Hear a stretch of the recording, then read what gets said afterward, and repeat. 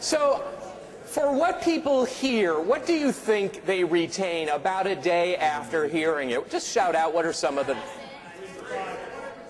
It's good when everybody shouts out at once, isn't it? Okay. So we've got, I heard 3%, and yes? What do you... 5%. All right. 7, 5. Anybody higher?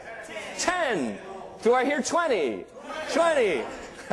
All right. The answer, according to most studies, is that people retain about 25% of what they hear. Some of you seem pleased. That means they forget 75% of what you've said. That's not good.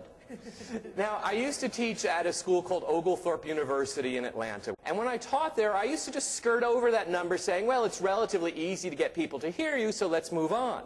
What I've discovered, and you'll probably agree with this, is that nowadays it's actually harder to get people to give you their attention and even hear what you're saying. Would you agree with that? So as a speaker delivering a speech, a keynote if you will, you need to find a way to break their preoccupation, put down the BlackBerries or the other similar devices, stop texting, and give them a reason to listen so they can at least hear you and get the 25% retention. Let's see if we can bump that up. So hear and see, what percentage do you think people retain of what they hear and see combined? 40, 50? Yes, Jen? Well, you're very close. The answer is 55%. Yeah, some of you are really close on that.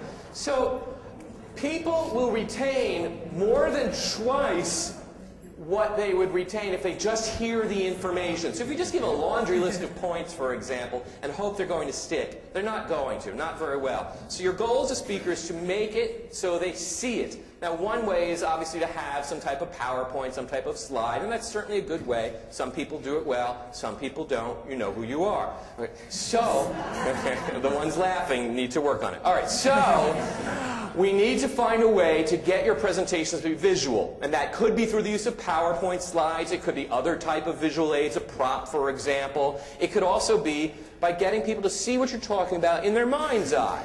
By storytelling. You've heard some amazing storytelling during this convention. Absolutely amazing. Masters of it on the stages here at NSA. You can be that as well, and some of you are. So our goal is to get people to see what we're talking about. And finally, hear, see, and do. When you actually get your audience involved, what do you think the retention is? 80%? 80? I hear 80. That's a pretty good number. The answer is 85%. Yeah. Good. People retain, yeah, congratulations, about 85% when they hear it, see it, and are involved in it. So obviously our goal as a speaker is to get them to hear us, get them to see what we're talking about, and get them to experience it. Now doing could be something like an activity where I had you just a moment ago turn to a person next to you and share some information as you did on this quiz. That's doing. There are other ways of getting people to do things as well. Simply answering a question can be an effective way for getting your audience involved. People like to think about the answers to questions. It's one of the simplest and yet most powerful tools. The other thing you can do to get your audience involved is to get them thinking. If they are thinking about what you're talking about, they are not thinking about where they want to go to lunch. That's your goal. Get your audience to hear you, see what you're talking about, and get them involved.